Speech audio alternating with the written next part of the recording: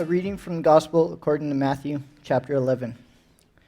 When John heard in prison what the Messiah was doing, he sent word by his disciples and said to him, "Are you the one who is to come, or are we to wait for another?" Jesus answered them, "Go and tell John what you hear and see. The blind receive your sight, the lame walk, the lepers are cleansed, the deaf hear, the dead are raised, and the poor have good news brought to them. And blessed is anyone who takes no offense at me." As they went away, Jesus began to speak to the crowds about John. "What did you go out into the wilderness to look at? A reed shaken by the wind? What then did you go out to see? Someone dressed in soft robes? Look, those who wear soft robes are in royal palaces. What then did you go out and see? A prophet? Yes, I tell you, and more than a prophet. This is the one about whom it is written, 'See, I am sending my messenger ahead of you, who will prepare your way before you.' Truly I tell you, among these born of women, no one has arisen greater than John the Baptist. Yet the least in the kingdom of heaven is greater than he." Thanks, Jake. So if you don't know Jake, then you don't know he and his wife Alyssa are the couple that lead serving our middle school students right now. They open up their home on Sunday nights, and as many as 20 students show up and wreck their house. I'm advocating that we buy them a gift certificate to Lowe's real soon. But thank you so much, Jake. So let's talk about disappointment. How are you at navigating disappointment? By the way, hi, I guess I didn't say hello. It's great to see you. How are you at navigating or weathering the storm of disappointment? Let's do the letter grade thing, but we're going to eliminate C, so I'm just going to forewarn you, you don't get to say average. So I know you all. You're either way above average or way below. You get to decide which one you are. So how many of you go like, I'm an A when it comes to disappointment? There's got to be some of you. How about F? Does that feel more like your letter grade? or D? Anybody go like, I'm a little bit better than the worst? Yeah. How about B? Okay, well, nice work there. I think I'm an A.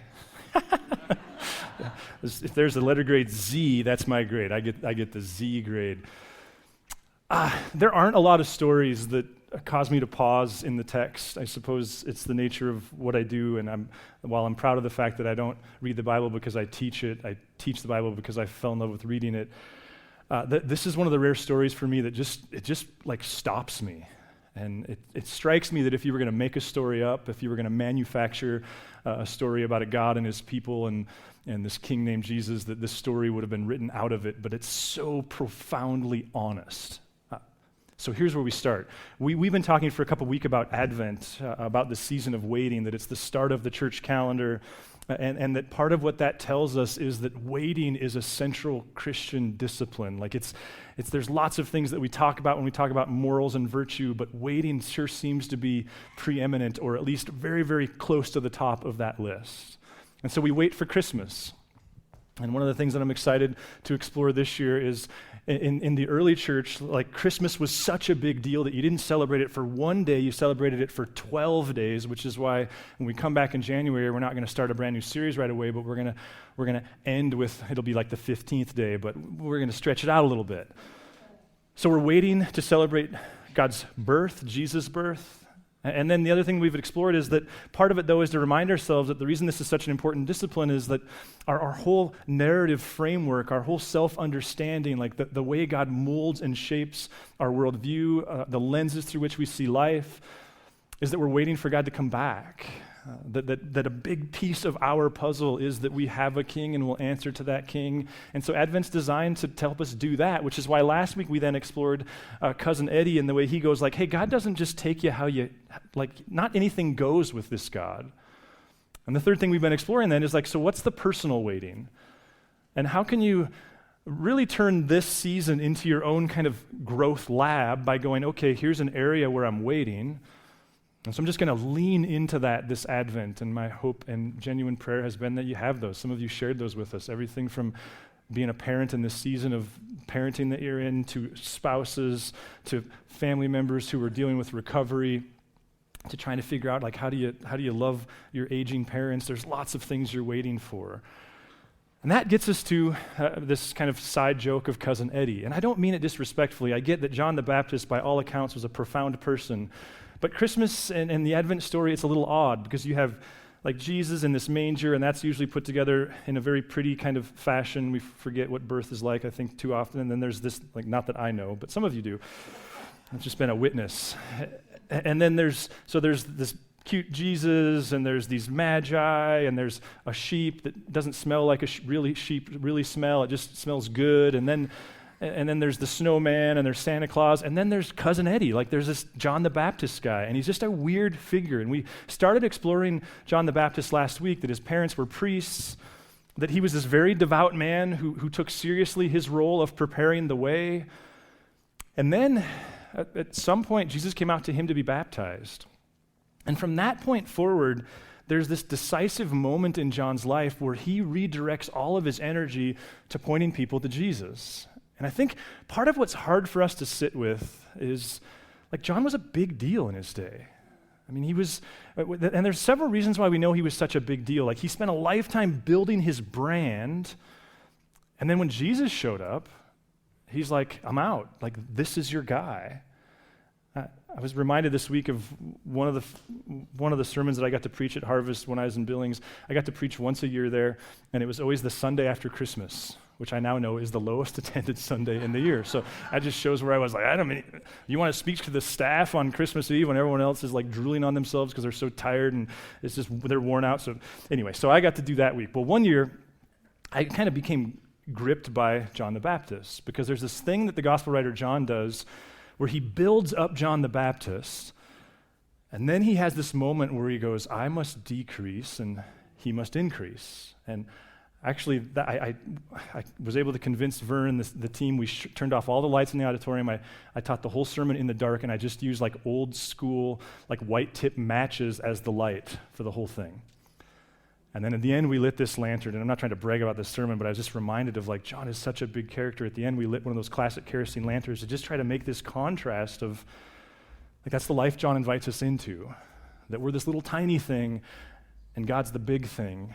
And then I remember I woke up on Monday morning, and I had the worst sore throat I'd ever had in my life, and I thought, oh, I'm getting sick. And then I was like, no, I've been breathing sulfur for a week because there's 4 Sunday services and all the rehearsals leading up to that. So John, we know, is a big deal. Part of it is because every one of the Gospels works overtime to try to say to their audience, sometimes decades later, hey, John's not the guy. Which to me says how big his brand was, because even decades removed from Jesus' death and resurrection, they were still having to say, like, don't follow John, he wasn't the one. Even John thought that he was a precursor to the one. We know he was a big deal because today, like this very day, in this moment in history, there are still people in the Middle East who don't associate themselves with Jesus. They're in this weird kind of, and I don't understand it well, but there's this more or less cult that's centered around John the Baptist is their leader. He's a massive deal. And then Jesus comes along and he goes, he's the guy. And then what happens? Well, having spent his whole life building up his brand, having spent a lifetime of building relational credibility, however it is that you think of that, having spent many, many years like developing a well-respected reputation, he took all of it, all of his credibility, all of that capital, and he was like, Jesus is your guy. Ever endorsed the wrong person? Like, have you ever like given the vote of confidence to the wrong person? If you're in leadership, ever made what was a bad hire? Or if you're in coaching, ever put an athlete in the wrong spot? Ever played matchmaker and like connected 2 people and then someone got really hurt and it didn't work out? Have you ever endorsed the wrong person? Ever vouched for somebody? I mean, this is central to religious trauma, is when leaders who taught you everything you knew fall. Why? Ever endorse the wrong person? Ever give your whole life to going like, trust them, and then they're found untrustworthy? Like, that's where John finds himself. And I can only speculate why the gospel writers left this story in, but part of what I love about it is the absurd honesty of it. Here they have the exemplar of the faith up until Jesus. In fact, he's the only one that could boast Jesus saying of him, no one's better than John the Baptist. And then John himself finds himself deeply disappointed in Jesus and wondering if he got it right. Why? Well, there's, again, speculation, but for some reason, John took a really hard stance with Herod. Herod had all the power. He threw him in jail. Some think that maybe John was doing what he thought Jesus, the rightful Messiah, should do, but at any rate, John's in jail, he's rotting, and then he starts to see his imminent death by execution coming his way. And there's a point at which he says to some buddies, hey, go talk to Jesus. Because I just have to know. I have to think at this point, John saw there was two options. Jesus finally bears the sword and frees him from jail, or he was wrong about Jesus and he dies in jail. So he sends his buddies off to Jesus and they ask Jesus, are you the one? And Jesus says, because he's a genius at questions and answers, he says, go and tell John, and this is Isaiah 35 that Annie read. Go and tell John, the blind see, the lame are walking, the deaf are hearing. Go tell him that. And then say this, but blessed is anybody who doesn't fall away on account of me. What did Jesus just do there? Well, we have the benefit of history, and it seems clear to me, there are some that would disagree, that what's going on there is Jesus going, yes, John, I'm your guy. And I got bad news. You're going to die. Like, I'm the guy, and you're going to die, which leaves John still in this spot of like, oh, crap. Did I endorse the wrong person? Sorry for the football analogy. Just forewarn you. I wish with all my well, that's an overstatement, but I really do wish that I was a close confidant of a guy named George Paton. For those of you who follow football, you'll know that George Paton is the general manager of the Denver Broncos, who a couple years ago was hired by the Broncos to be their general manager. General managers, they generally pick coaches and players, and the good ones let the coaches deal with the players. George Paton, by any objective standard, was one of the most coveted prizes in the GM search realm. Several teams, I think it's 6 different teams, tried to hire him. He denied their position over the course of many years, and eventually he said yes to the Broncos. Why? I'll never understand. He got hired by the Broncos after his first draft class. He was awarded with the recognition of his peers of having had the best draft in the NFL that year. This last offseason, he fired the head coach he inherited. He hired a guy named Nathaniel Hackett to be his first head coach. Then, shortly after that, he went counter to his narrative, and he traded a bounty of draft picks for a surefire first ballot Hall of Fame quarterback named Russell Wilson. That's past tense. Today, and I say this as a Broncos fan, I dare say the Broncos are the laughingstock of the NFL. They might not always they don't have necessarily the worst record, I don't think, but they're just an embarrassment. And here's what I wonder. I just wish that and I'll never know this, but I wish that I had enough in with George Paton to just know, like, who does he think he missed on? Was he wrong about Nathaniel Hackett? Was that where he screwed up?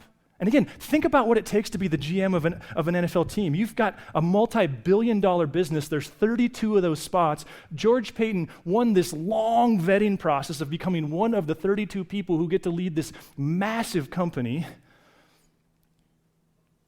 And he hires Nathaniel Hackett, and then he trades for Russell Wilson. Who did he miss on? Was it Hackett? Was it Wilson? Is he going, I think both? Is he going, no, I think they're both the one, just give it time, let it play out? Like, wouldn't you, some of you are like, I couldn't care less. I would love to know. Who did he miss on? But my point is this, that's John the Baptist.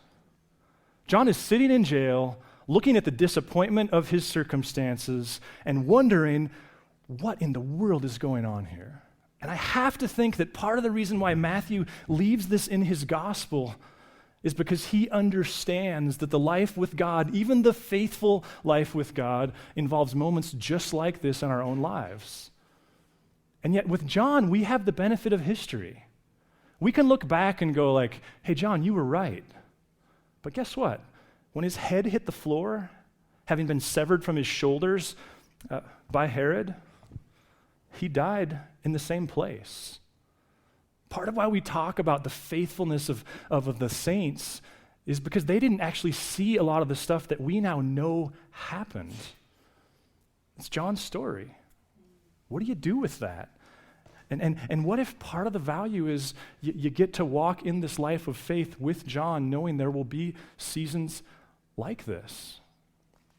This last Sunday, I think we watched the Bengals-Chiefs game. We had a baptism thing after church, which was fun, and then we got home, and Teresa and I were going to go skate skiing, and then I was like, hey, the Bengals and Chiefs are playing. Like, this is the best game of the weekend, so let's watch this, and then we'll figure out what else we're going to do. So after the game, we took the dog for a walk, walked downtown, had some popcorn at the Blackfoot, got back. We were in the kitchen, and I stumbled over how to say this while also being honest all week, and Teresa was making nachos, because that's how we roll. Like, I sit on the couch with my feet up, and Teresa cooks all the meals, and then when we're done eating, she does the dishes. Just kidding. But in this case, she was the one making the nachos. And I got a text, which I guess technically I probably had broken my digital minimalism commitment right then, and it was from a friend telling me that our friend and mentor, Vern Streeter, had resigned. Dang it, I thought I could get through the second one. Now, Vern, for those of you who don't know, is he's the pastor at Harvest in Billings. This is so dumb. He's the pastor at Harvest in Billings. He's the guy I started working for when I was 20 years old. I saw the text. I wasn't entirely surprised. I knew there was stuff going on. I was actually happy for him, sad for Billings and Harvest, sad for myself. So I pulled up my computer, because this is the world we live in, and you pull up the live feed. And so I watch his resignation. I skipped the sermon, skipped the music, went to the resignation, and it was weird. And I guess, let me first say, like, that word's important. It was a resignation. He was not being fired. He was also not retiring or moving to another spot. He doesn't have anywhere to go. There's stuff. It's not money, sex stuff, but there's this relational stuff. I knew a little bit, but I watched this thing, and again, just to be clear, I talk to Vern about once a year right now, and it's via text, so it's not like we're chums that crank out theology all the time. And I've been here since 2009, so there's a lot of distance there. But I watched it, and if I'd have been by myself, there's no doubt in my mind I would have had my moment. I just had to buckle over and cry for a little bit, which is out of character for me. Didn't understand it. I was kind of able to keep it together, continued watching this thing, and eventually it hit me. And what occurred to me was I actually felt like I was watching a funeral, which is a little bit morbid and a little bit about me. But what landed on me was I've never pictured that I would do this forever. I've also never pictured a day when I would be doing this when he wasn't, which, again, it's this weird line of making it about me. But I remember when my great-grandpa died, my grandpa was really upset, which I was, 13, death is not all that real. I remember thinking, he's been in a hospice bed for months, why is he so upset? And it was my dad who had to explain to me that when your parent dies, you're next. And that's part of the emotion of that. And that, I can't remember who it was that pointed that out to me. I think there was a phone call in there somewhere. And that's what it is. Because back when I was 20 and we started together, there was a bunch of us, and there's this realization of this is weird. I'm the last one doing this. Now, I want to be clear. My friend Brian Hopkins, who's leading this massive church in Sacramento, he's crushing it, but not in our little sector. So I'm not trying to devalue his work. My friend John leads a nursery now, and it's he's one of the best pastors while owning this business. So there's still good things happening. And Vern's not dead. He's just tired and gone for now. But that was still the emotion of it, of this is strange. So the next day, I've been working on reading this book by Ronald Rolheiser where he talks about writing out your prayers, which has been really helpful to me to be a little bit other than going God be with them, God be with them, God be with them. It's been helpful to me. So I sat down that morning in my quiet study time and I just started writing, and what I started writing was just all these things that I'm grateful for Vern for. And the list was long because what I quickly realized is I'm an amalgamation of lots of things. We all are, family of origin, different mentors. But when it comes to the day-to-day life of what I do here, I started working for Vern when I was 20 years old. He taught me everything about this. Not everything, but close. Like I'm realizing Vern's the one that taught me how to work. And I didn't know this about church culture until rather recently, but there's a way of doing church, and I'm not here to disqualify it, but it's not the one that I want to do, that the people on staff, they kind of come and go and kind of flit about, and they take a full-time salary, but it's kind of like, well, if you got to meet, and just so long as you're there on Sunday, all is well. And that's not the way I learned. Vern's the son of an independent business person. It was like 8 o'clock, we're at work, and we work till 5:30, and he's the one that taught me how to block my schedule, and he's the one that taught me, like, you don't show up for meetings late, like that's disrespectful, and if you say you're going to do something, do it. That was all Vern. Vern's the one that taught me how to take risks. I mean, there was a point at which Billings voted no over and over and over again on a swimming pool, and so Vern's like, we'll build it. We'll do a capital campaign and we'll pay for the pool. Controversial? Yeah, I didn't even frankly like it at the time. But like Vern goes big. He's the one that taught us that. Things like Ales for Trails, that's Vern's DNA to take those kinds of risks. Vern is the one who taught us to care about community. Like, I love a Jesus who just cares what goes on between my ears. I love that Jesus. He's relatively easy for me to follow, and yet I'm reminded of Dallas Willard's statement that heresy, it's not about theology so much as it's about how we live. Vern reinforced that to me. Vern's the one that taught me how to keep a moment light. If you don't know Vern, he's one of the most talented people I've ever known, if not the most. But he also has this ability to just say something that's almost too off color, but not quite, but it also demonstrates like, hey, let's not take ourselves too seriously around here. Like I was reminded several years ago, man, it's been over, probably like 15 or 16, I'm getting old. We were on staff, I was on staff at Harvest, we were at some denominational meetings. They're as boring as that phrase sounds. It's very formal, Robert's Rules of Order, like you don't have meetings, you have boards, all this kind of stuff. Vern is the one that taught us excellence. He was very, very exacting in excellence and things being level and things being spelled right and things like that. So we're in this room, it's boring as snot, we're just kind of getting started, we're about to get adjourned to our board meetings, it's as formal as we know how to be, and there's a point where, well, first I gotta tell you this, there's like 2 women in the room, if we're being honest. Now, our church, we're pushing hard. We're getting better. We're making some progress. Hannah's helping us with this. But 15 years ago or whatever, there's like 2 women in the room, and quite frankly, they made lunch. So Vern raises his hand, and just as we're about ready to get adjourned or whatever, he goes, hey, excuse me, Mr. Superintendent, who's the new broad in the room? Oh, dear. So we're like looking around like, oh, those poor ladies, because I don't know where Vern's at on this. And he goes, excuse me? He said, who's the new broad? He goes, what are you talking about, Vern? And Vern said, well, it says here on the agenda there's a broad of prayer. I'm wondering who she is. It was a board of prayer. It was misspelled. So he made his point and made everybody laugh all at the same time. That's Vern. Like, Vern's the one that taught us that. Vern also was the one that taught me how to be direct, him and my wife. I think this is what got him in trouble, but if it's how I go down, I think I'll be okay with it. In fact, this is one of my favorite Vern stories. When Vern was a high school pastor, he was the best high school pastor the world had ever seen. And so after he planted a church, for a few years, he stayed really, really involved, which was a lot of fun for people like me who replaced him, but that's a separate therapy session. So we would do Super Summer in those days, very, very big. Our high school summer camp was massive, all kinds of energy, huge budget, lots of students. And then we would do a review meeting. So we're in this review meeting after this camp, and it was a great camp, and there's probably 15 or so of us in this circle.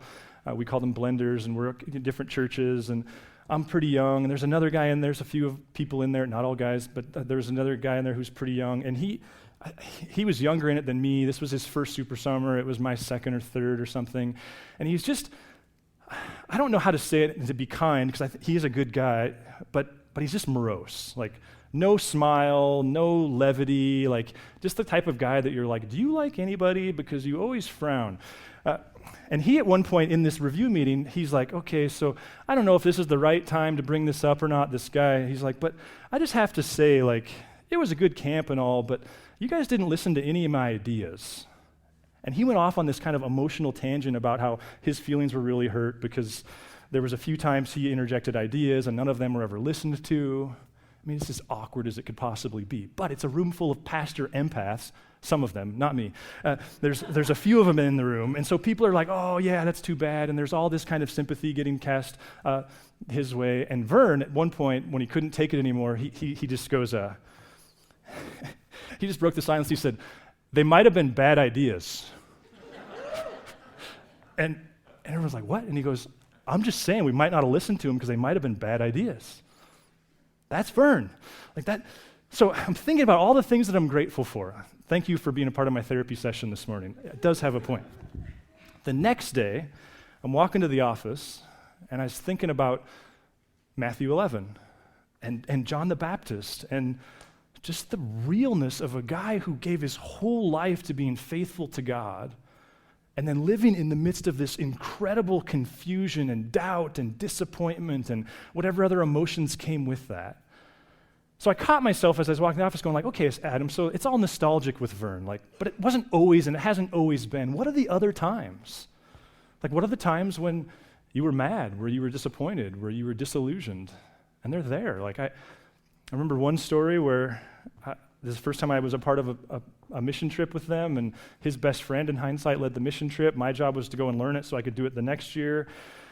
And the whole time I was just kind of a pain in the butt. Like every time there was an idea, I was quick to point out why it was a dumb idea.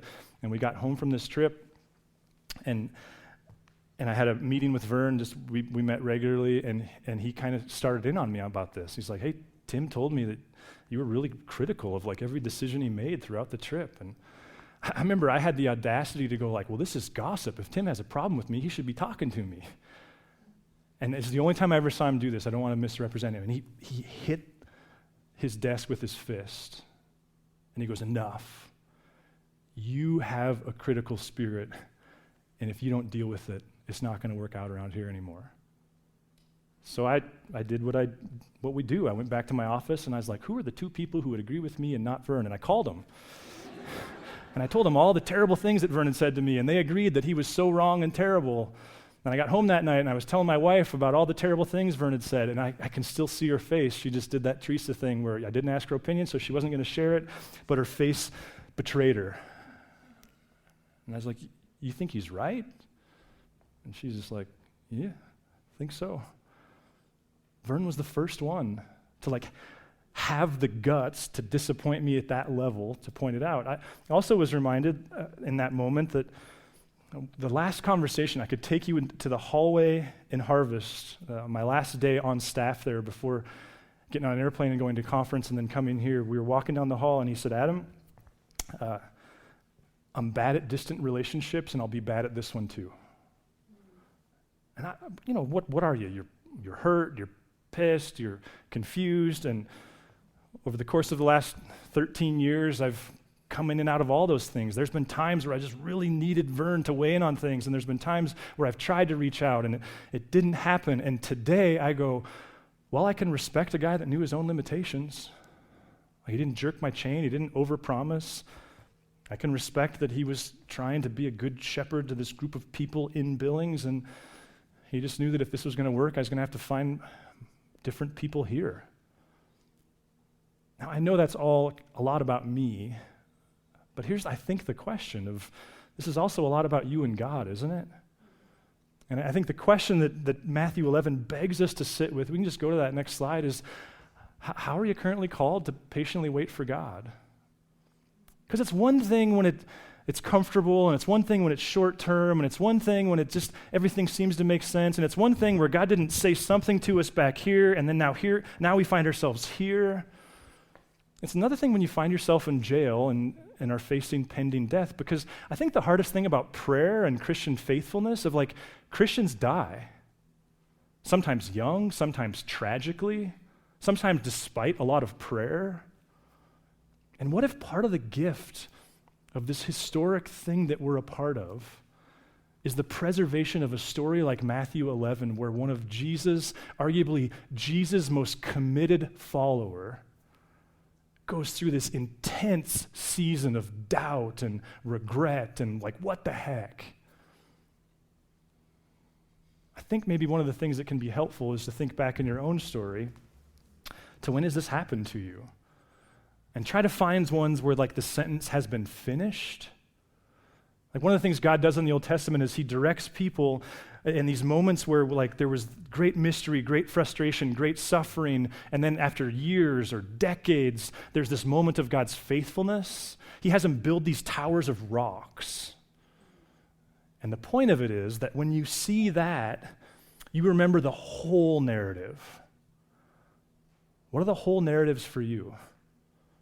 Like what are the memories of like the tragic moments, the devastating moments, the suffering moments? And I would never ask that you say that even God designed all of them, but what are the moments where there was great regret, great confusion, great frustration, great anger? There was a job you had to have. There was a relationship that had to make it. There was a team you had to make. There was something. And now you have the benefit of history. And it feels weird to say it, but you're like, man, I wouldn't trade that for this. I wouldn't wish that on anybody, but I also wouldn't extract it from my story. What if part of the waiting is getting comfortable in those spaces and just recognizing the faithfulness of God oftentimes plays itself out over what to us is a whole bunch of time? I'm going to ask the band to come back up here. We're going to give you a chance to go through communion together. And if you've not done that with us before, we'll have people with bread and gluten-free bread over here and then wine over here, and we'll loop around. But as they get ready, Richard Foster, I think if you asked me what's one book to read, I would say The Celebration of Discipline, because every time I read it, I'm reminded of how much depth is in it. You could literally spend a lifetime reading it. There's a chapter called Submission, and in that chapter, he says something that I just want to read to you. He said, submission is the ability to lay down the terrible burden of always needing to get our own way. The obsession to demand that things go the way we want them to go is one of the greatest bondages in human society today. Self-denial is simply a way of coming to understand that we do not have to have our own way. Our happiness is not dependent upon getting what we want. It strikes me as we do communion together, and listen, if you're a follower of Jesus, you're welcome to take it with us. If you've not been baptized, we'd love to talk to you about that, but if you're living it out now, we'd love for you to take it. But the irony of this is we're celebrating what was a really absurd moment. Like, we have it tattooed on our bodies and in our artwork, and we celebrate the cross as this thing of beauty, and yet in many ways, it's the epitome of God confusion. It made no sense. This is part of what even that song that these guys sang speaks to, is like, we had this idea in mind, God, and he did it completely different. We knew we needed forgiveness. We didn't see it coming this way. And so as you celebrate and just reflect through that, I just invite you to sit with part of the design of this time is, I guess, part of what makes us unique in the way we think about life is we acknowledge that we sin, that we have desires, and then we have reality. And so it's this time to sit with and allow God to talk to you about that stuff and even give it to God, and at the same time to recognize that the moment you confess it, you're already forgiven. And also that the life God's called people to live has always been a life of manna that he provides. That all of life is God's provision for us as we live it with him. But there's something unique about this moment and this bread and this wine, because Jesus even took it and he blessed it and he broke it and he gave it and he said, "This is now my body for you." So let's pray. God, Lord, we just recognize that life is raw and there's a lot of seasons and they tend to be cyclical. And God, we don't want to have the kind of faith that pretends like there aren't any moments of disappointment and confusion. And we're so grateful for narratives that just reinforce that you're bigger than that. And then, God, as we think about communion and what it is that we're doing, there's so many different streams of thought and tradition, but what we know is we're bringing our ordinary, everyday lives to you and asking that you would make our ordinary, everyday lives instruments for you and your kingdom. And so we take this ordinary, everyday bread and wine and ask that you would make it spiritual food for us, God. That your Spirit would indwell us and empower us to love and serve in the ways that we could only hope otherwise. Amen. Thanks for listening. If you'd like to learn more about Narrate Church, find us online at narratechurch.org or look us up on Facebook or Instagram.